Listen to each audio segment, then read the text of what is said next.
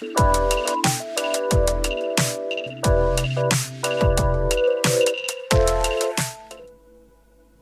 do Senhor, os irmãos, podem sentar-se.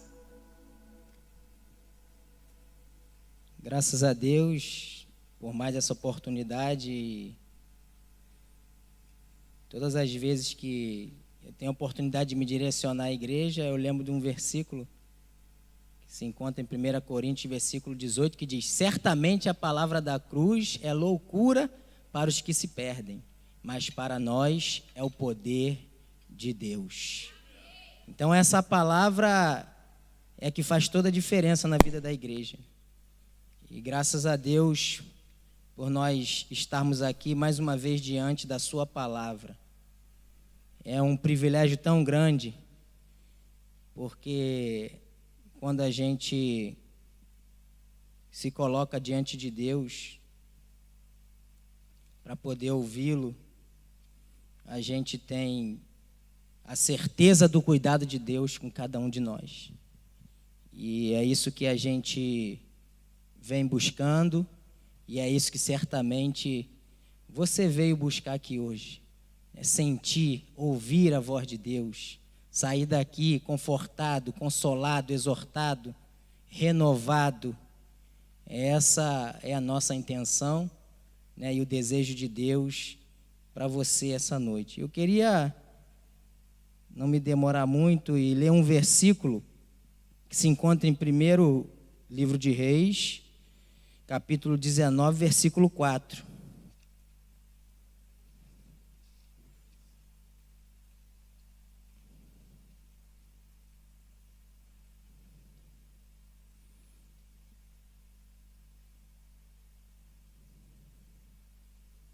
E 1º livro de Reis, capítulo 19, versículo 4. O irmão quiser botar aqui, a versão que o irmão botar aí, acho que não vai ter problema. A gente vai falar sobre um personagem muito conhecido de todos nós. E a gente vai se identificar um pouco com ele. Um grande homem de Deus, é um grande vulto do Evangelho e que nos ensina bastante pelas suas experiências, por tudo aquilo que passou. Então, no versículo 4 do capítulo 19 do livro dos Reis, diz assim: ele mesmo, porém, se foi ao deserto, caminho de um dia, e veio e se assentou debaixo de um zimbro, e pediu para si a morte, e disse: basta, toma agora, ó Senhor, a minha alma, pois não sou melhor do que os meus pais. Profeta Elias, diante da mensagem de Jezabel. Um homem que a gente tem como referência por tudo aquilo que viveu de experiência com Deus, né? E no final da sua jornada, Deus o tomou para si.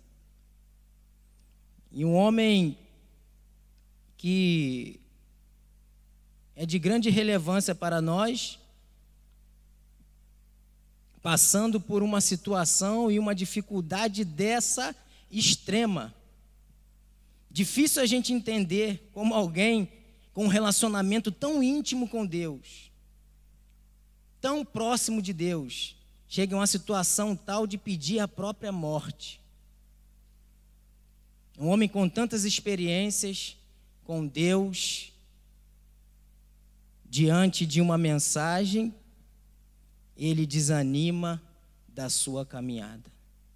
E eu quero, do capítulo 17 do livro dos Reis, no versículo 1 e 4, e chegando até o 19, falar um pouquinho daquilo que Elias viveu, para você ver o tanto de maravilha e o tanto de experiência que ele teve com o nosso Deus. Para a gente poder chegar até esse ponto do versículo 4. E eu vou ser bem resumido, porque os irmãos já conhecem a história de Elias, mas no capítulo 17, Elias ele profetiza a seca E durante 3 anos e 6 meses não chove. Mas quando ele profetiza a seca, Deus passa a alimentar Elias através dos corvos com pão e carne pela manhã e à noite. E ele bebia a água do ribeiro de Querite. E a gente olhando e tentando se transportar e se colocar nessa situação de ver uma provisão tão miraculosa, de ver uma provisão tão sobrenatural da parte de Deus para com Elias, de uma ave toda a tarde e à noite levar o sustento para ele. E a mão de Deus continuava sobre Elias, e agora o ribeiro ele se seca, e devido à falta de chuva, Deus envia a Sarepta para ser alimentado por uma viúva. E os irmãos já conhecem a história. Deus realiza através dele o milagre da farinha e do azeite. Da farinha a panela não faltou, e o azeite da botija também não, até voltar a chover novamente. E diante dessa viúva, que tem um filho, e que num determinado momento esse filho ele adoece, e ele vem a morrer. E Elias ora a Deus e o menino ressuscita, sendo o primeiro relato de uma ressurreição nas Escrituras. Elias vivenciou esse milagre, o milagre da ressurreição. Deus respondeu a sua oração e ele viu o menino tornar a vida diante dos seus próprios olhos. Que experiência maravilhosa com Deus, que coisa tremenda. E continuando, no capítulo 18, Elias ele confronta Acabe por ter deixado os mandamentos do Senhor e ter seguido os Baalins. Cheio de ousadia e de intrepidez, ele vai diante de Acabe, um dos piores reis de Israel, e confronta ele com a palavra de Deus. E ele pede para Acabe ajuntar os profetas de Baal e os israelitas no Monte Carmelo. E os irmãos também conhecem a passagem. Eu não quero entrar para não fugir daquilo que eu tenho que deixar para os irmãos. E os profetas de Baal, eles começam a se mutilar e se flagelar, pedindo para que o Deus dele respondesse com fogo, e o tempo passa e nada da resposta vir. E Elias prepara tudo e ora, e Deus atende a oração de Elias e responde com fogo. Que experiência e que quadro maravilhoso que Elias viveu ali. E a gente sabe que depois que Deus ele responde com fogo, o povo de Israel se coloca de joelho e diz: só o Senhor é Deus, só o Senhor é Deus. E os profetas de Baal são mortos. E mais à frente, Elias ele vai adiante de Acabe e profetiza que vai chover. Capítulo 18, versículo 41 e 45. E a chuva veio, como os irmãos sabem, ele subiu para o Monte Carmelo e fez a oração 7 vezes, e uma nuvem do tamanho da mão de um homem. Foi o sinal de que abundante chuva chegaria. Que experiência maravilhosa, irmãos. Que homem de Deus. E diante desse cenário, diante de tudo aquilo que Acabe viu, diante do milagre de Deus, Acabe vai e se encontra com Jezabel e conta tudo. E aí onde nós chegamos no capítulo 19, e aí eu quero ler o início, diz assim: Acabe fez saber a Jezabel tudo quanto Elias havia feito, e como matara todos os profetas à espada. Então Jezabel mandou um mensageiro a Elias a dizer-lhe: façam-me os deuses como lhes aprouver, se amanhã a estas horas não fizer eu a tua vida como fizeste a cada um deles. Temendo, pois, Elias levantou-se para salvar sua vida, se foi e chegou a Berseba, que pertence a Judá, e ali deixou seu moço. Ele mesmo, porém, se foi ao deserto caminho de um dia, e veio e se assentou debaixo de um zimbro, e pediu para si a morte, e disse: basta, toma, ó Senhor, agora a minha alma, pois não sou melhor do que meus pais. Versículo 5 diz que deitou-se e dormiu debaixo do zimbro, e eis que um anjo o tocou e lhe disse: levanta-te e come. Olhou ele e viu junto à cabeceira um pão cozido sobre as pedras em brasa e uma botija de água. Comeu, bebeu e tornou a dormir. Voltou segunda vez, o anjo do Senhor tocou e lhe disse: levanta-te e come, porque o caminho te será sobremodo longo. Levantou-se, pois, comeu e bebeu, e com a força daquela comida caminhou 40 dias e 40 noites até o monte Horebe. Esse é Elias, meus irmãos. Esse homem que viveu experiências tremendas com Deus e que diante de uma mensagem, diante de um decreto de morte, ele tem as suas esperanças, as suas expectativas agora desoladas. E quando a gente está diante das tribulações, quando as dificuldades elas sobrevêm contra cada um de nós, é possível que nós reajamos como Elias.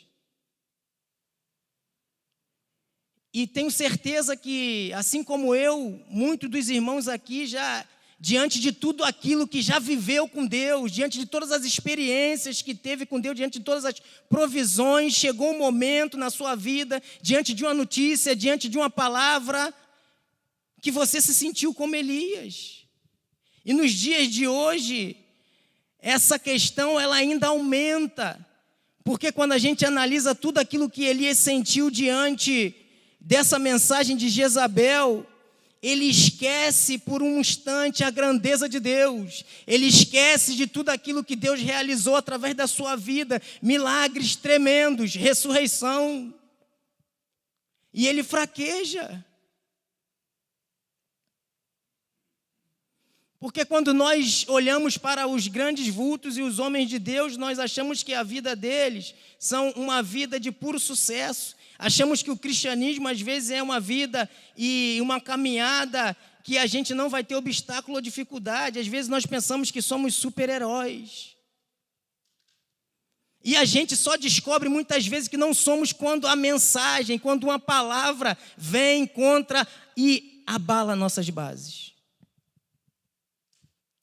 No caso de Elias, foi uma sentença de morte.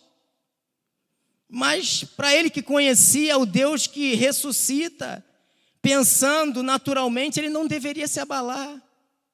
Mas todo o esforço de Elias, tudo aquilo que ele estava vivendo com Deus, a expectativa de Deus agir na vida de Acabe e de Jezabel, diante da resposta de Deus com o fogo, e Acabe analisando e vendo aquilo tudo, Elias deveria ter pensado: agora eles vão se quebrantar, agora as coisas vão mudar, não é possível.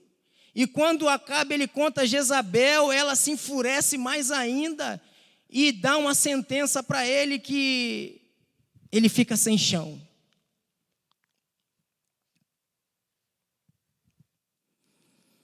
E a gente, às vezes, como Elias, diante das nossas dificuldades, dos problemas, nós esquecemos da grandeza do nosso Deus.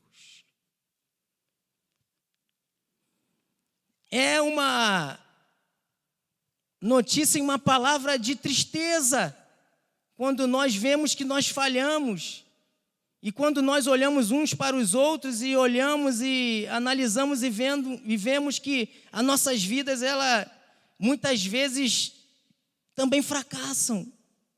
A gente às vezes desanima, a gente às vezes pensa em parar, muitos pensam até em deixar de viver, outros atentam contra a sua própria vida. E aquilo que Elias estava passando, se os irmãos analisarem, verem os sintomas da depressão, foi algo parecido. Elias estava desanimado, angustiado, cheio de dúvidas. Ameaçado de morte, ele foge da presença terrível de Jezabel e vai para o deserto. E Elias vai para o deserto por quê? Porque a perseguição ela veio de uma forma direta. Jezabel já estava exterminando os profetas de Deus há muito tempo, mas agora, Elias, eu vou te pegar. E é uma ameaça de morte. E alguém que estava confiando e esperando o agir de Deus na vida de Jezabel e de Acabe, agora fica sem saber o que fazer. Diante de tão grande milagre, ela se enfurece mais ainda. E Elias começa a ser perseguido por Jezabel. E ele vai para o deserto porque também a pressão aumenta, meus irmãos. Jezabel promete que em 24 horas Elias estaria morto. Ela tem um prazo para poder executar Elias. E ele foge para o deserto porque ele está desanimado. Parece que todo o seu esforço, o seu trabalho para ver a mudança de Acabe e Jezabel foi em vão. Não há mais o que fazer, perdi as minhas forças, agora ela vai me matar. E era um homem que já tinha vivido, como a gente leu no início, experiências tremendas com Deus. E agora ele prefere ficar solitário e ele vai para o deserto o caminho de um dia. Elias pensou que estava sozinho, o Deus que estava com ele desde o início, pensara ele agora que estava abandonado.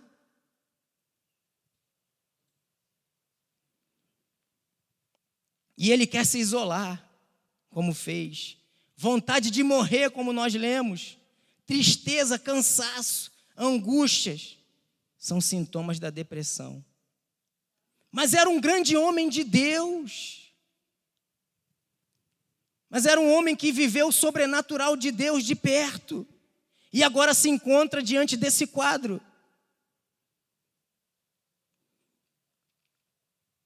Elias, nessa situação,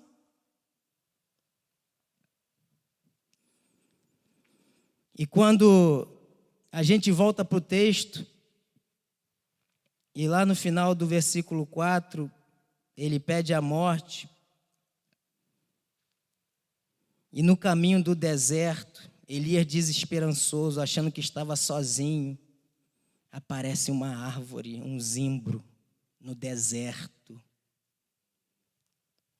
Você já parou para imaginar que uma árvore no deserto é coisa difícil de se ver?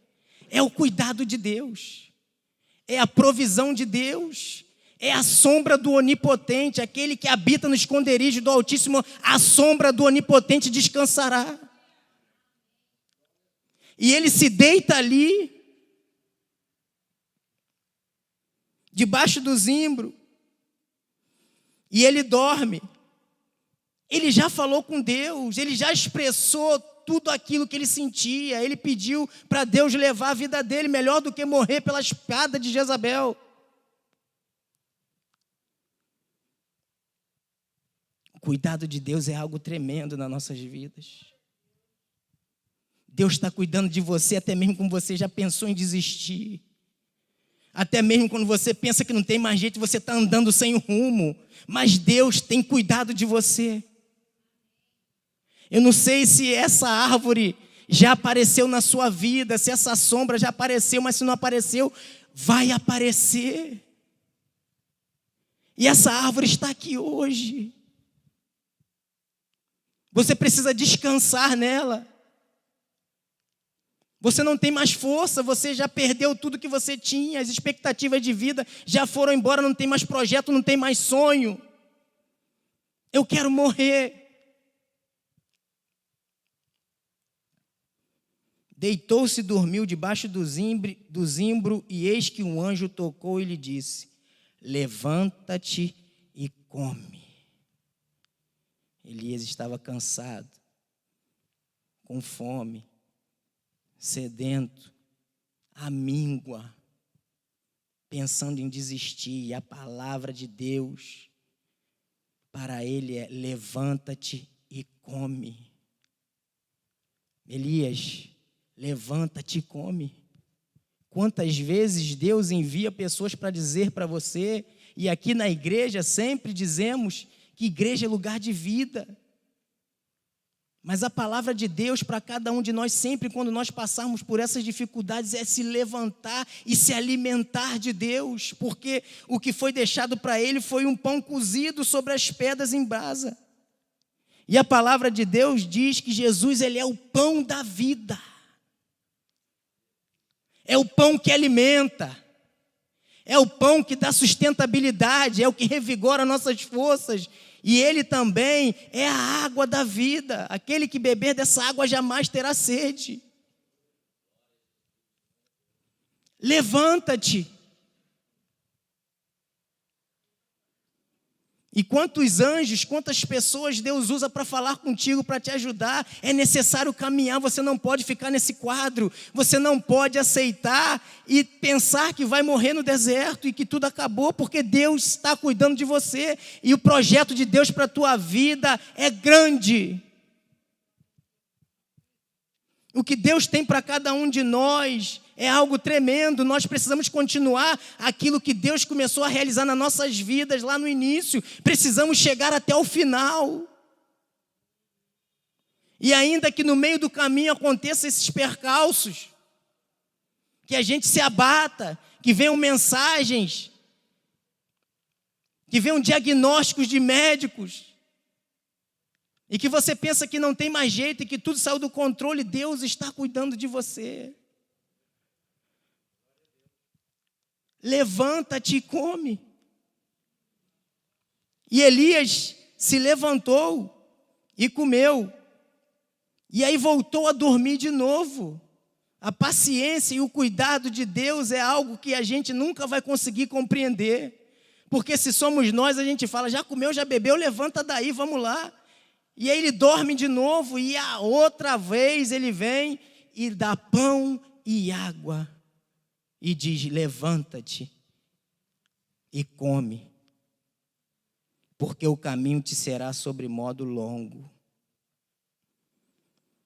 Levantou-se, pois, comeu e bebeu, e com a força daquela comida caminhou 40 dias e 40 noites até Horebe.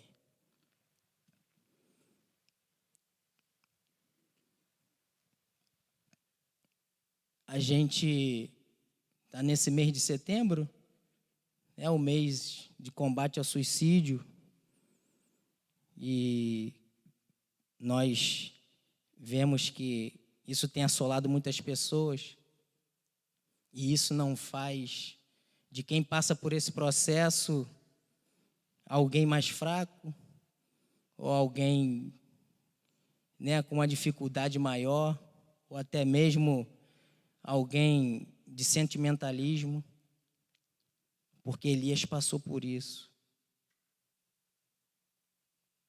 Mas a resposta de Deus para você sempre vai ser, levanta-te, você não pode ficar aí. Come, se alimenta da palavra de Deus, sai do isolamento, volta para a missão que Deus te deu lá no início.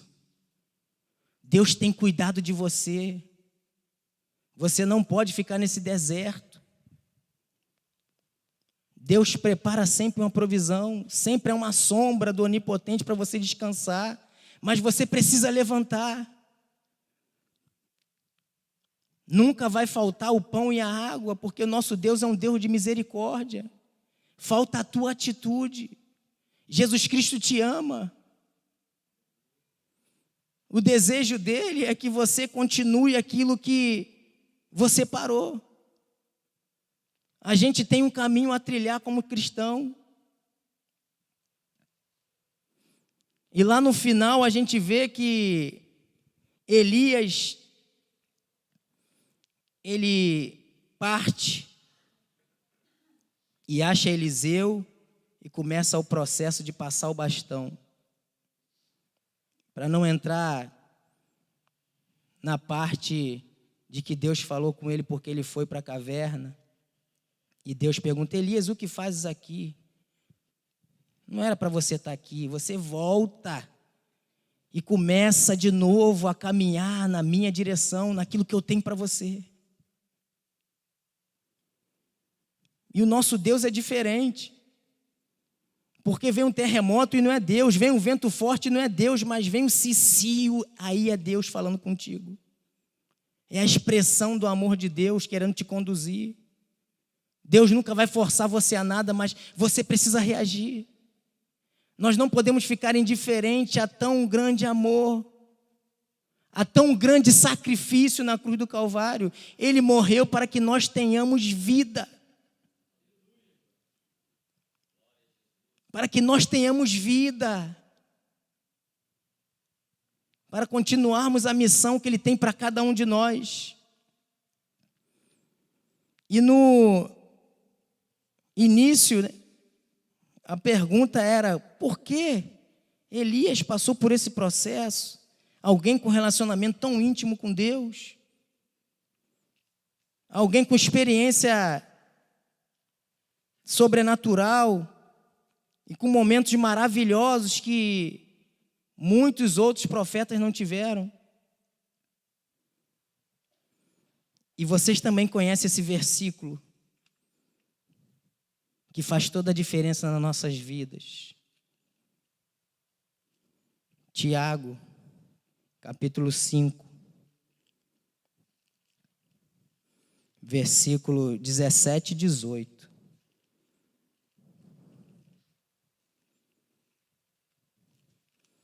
A palavra de Deus diz: Elias era homem semelhante a nós, sujeito aos mesmos sentimentos, e orou com constância para que não chovesse sobre a terra. E por 3 anos e 6 meses não choveu.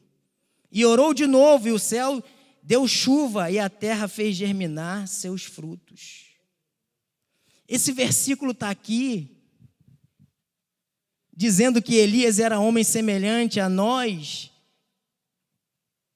para dizer para nós que mesmo com as nossas dificuldades, mesmo com as nossas limitações, Deus nos usa. Deus tem interesse em usar você.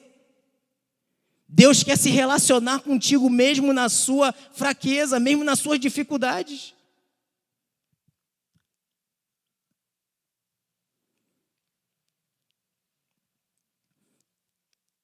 Segunda Coríntios, capítulo 4, versículo 7.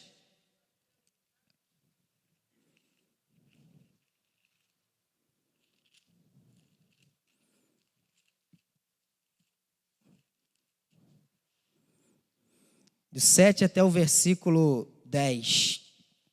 Diz assim: temos, porém, este tesouro em vasos de barro, para que a excelência do poder seja de Deus, e não de nós. Em tudo somos atribulados, porém não angustiados, perplexos, porém não desanimados, perseguidos, porém não desamparados, abatidos, porém não destruídos, levando sempre no corpo o morrer de Jesus, para que também a sua vida se manifeste em nosso corpo. Temos, porém, este tesouro em vasos de barro.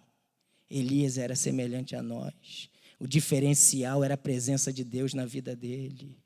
O diferencial nas nossas vidas é o tesouro que nós recebemos. É Cristo Jesus em nós, a esperança da glória.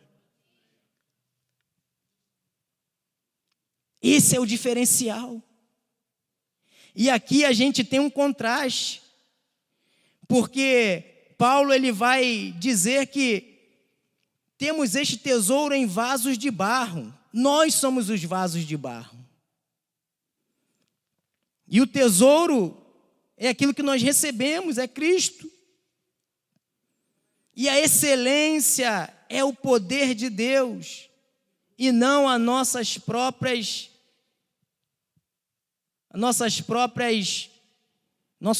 caprichos, as nossas próprias técnicas, aquilo que nós temos, se nós estudamos de alguma forma, se temos alguma coisa desse mundo. O que faz diferença nas nossas vidas é o que nós carregamos. E isso é difícil às vezes da gente entender. Porque nós às vezes valorizamos uns aos outros pelo aquilo que o barro ele tem. Mas o barro ele não tem nada de valor, e Paulo ele aprende e entende isso. E ele vai dizer que em tudo somos atribulados. Atribulados, quem é? É o barro. Porém não angustiados, poder de Deus, o tesouro de Deus. Mas, porém, nós somos perplexos. Quem é perplexo? É o barro, somos nós, as nossas fraquezas. Porém não desanimamos, é o poder de Deus na sua e na nossa vida. E ele vai continuar, perseguidos, o barro, porém não desamparados, poder de Deus nas nossas vidas que não nos desampara. Abatidos, quem? Quem se abate? O barro, eu e você.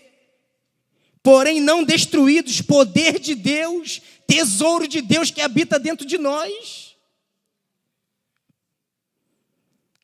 E no versículo 10 ele diz, levando sempre no corpo o morrer de Jesus, para que também a sua vida se manifeste em nosso corpo. Homens semelhantes a nós,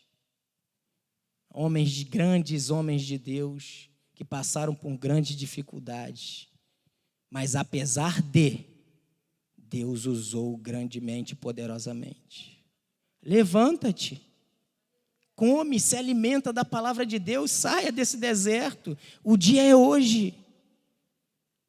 A provisão de Deus, o zimbro, a árvore, ela se coloca diante de você hoje, está sem força, deita, descansa no Senhor, Ele vai tocar em você, Deus vai enviar a provisão, vai enviar um anjo, vai enviar alguém para dizer, levanta-te, come e anda.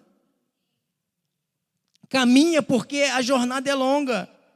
E quando nós estamos no momento de crise, quando nós passamos por dificuldades, a gente perde o referencial de quem é Deus, de quem é Jesus nas nossas vidas, do que Ele é capaz de fazer. E eu me recordo que alguns episódios na Bíblia, algumas passagens, diante do medo, do pavor, da dificuldade, das tribulações, a gente não enxerga Cristo como realmente Ele é.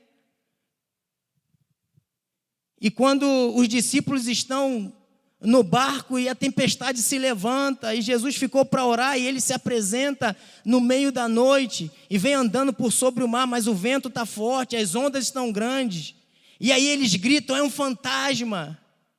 Diante das tribulações, a gente vemos Deus e Jesus Cristo de uma forma embaçada, a gente não consegue enxergar quem é e como realmente Ele é, o poder que Ele tem. Essa é a nossa realidade. Mas a misericórdia de Deus e o amor de Deus é tão grande que Ele se manifesta para tirar sempre as nossas dúvidas, para dizer que Ele é o Deus do impossível, Ele vem andando por sobre as águas. Ele quer mostrar para nós, mesmo a gente às vezes enxergando a provisão de Deus e a mão de Deus nas nossas vidas de uma forma que não é clara. Jesus, Ele se apresenta de uma maneira sobrenatural e diz, vem ao meu encontro. E Pedro fala, posso ir, Senhor? Eu vou, eu quero ir aí, eu quero saber se é o Senhor mesmo. E ele vai. E ele começa a andar por sobre as águas, e a gente conhece a história. Quando ele começa a duvidar, ele começa a fraquejar. E aí para o mundo, quando você fraqueja, quando você às vezes é derrotado, quando você cai, o mundo deixa você afundar e deixa de lado, mas Jesus vem e estende a mão. Por isso que não há motivo de você ficar parado. Porque o amor de Deus, Ele se manifesta todas as manhãs, a misericórdia, a graça de Deus, o tesouro de Deus dentro de você, para que você caminhe. E João Batista, para encerrando, nós sabemos que alguns confundiam ele com Elias, e ele também tem algumas experiências tremendas com Deus. João Batista, era nascido de mulher, aquele que Jesus Cristo colocou de uma forma especial. E quando ele vê Jesus, ele diz, eis o Cordeiro de Deus que tira o pecado do mundo. E ele vai falar sobre Jesus, que aquele que vem após mim, eu não sou digno de desatar a sandália dos pés. E ele batizou Jesus e presenciou, testemunhou a voz que vinha do céu: esse é o meu filho amado em quem me comprazo.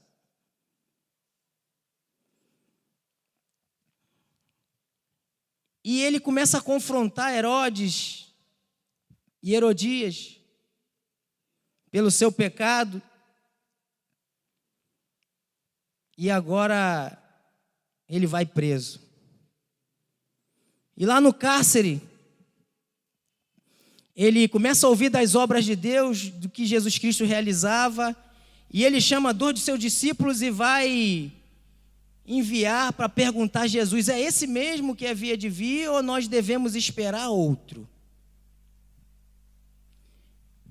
E a semelhança da vida dele com a vida de Elias é grande, porque ele também teve experiências grandiosas e presenciou e conviveu com Jesus, mas diante da prisão, quando ele está fechado diante de 4 paredes, ele começa, de alguma forma, a duvidar, a fraquejar. Alguns estudiosos dizem que João, ele não estava fraquejando, porque ele testemunhou que Jesus era o Filho de Deus, e ele disse. Mas como nós sabemos que nós temos dificuldades e fraquezas, nós podemos entender que por algum instante, por algum momento, a visão a respeito do reino de Deus, a referência que ele tinha de Jesus, ela começa a ficar embaçada. E a resposta de Jesus é: vai lá e fala para João. Os cegos veem, os mudos falam, os mortos são ressuscitados e aos pobres é pregado o reino de Deus. Talvez João esperasse que Jesus fosse restaurar o reino de Israel naquele momento, e agora ele preso por falar a verdade em nome de Deus.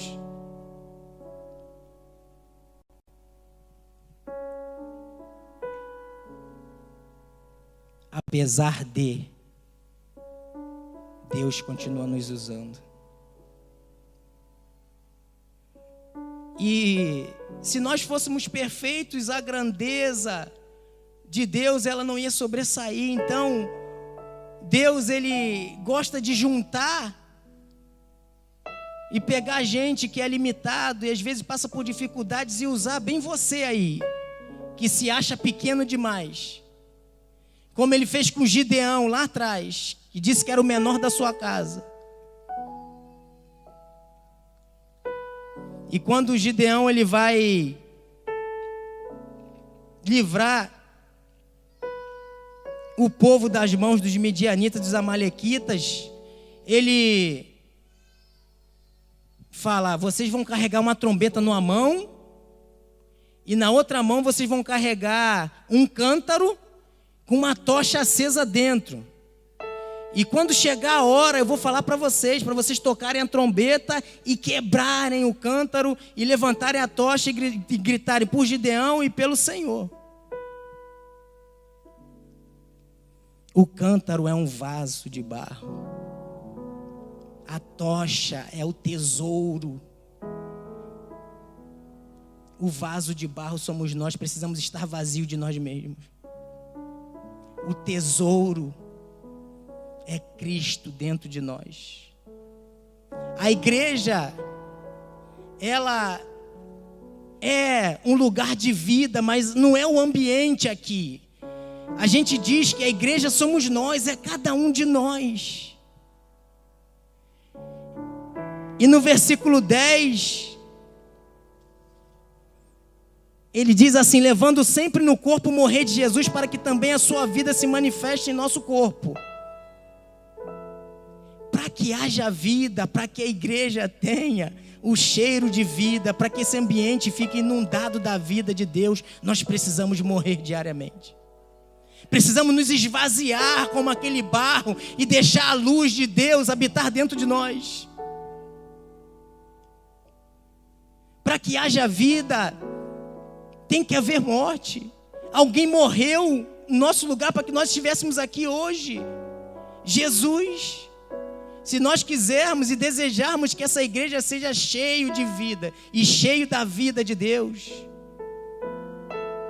precisamos nos esvaziar de nós mesmos. Precisamos morrer a cada dia.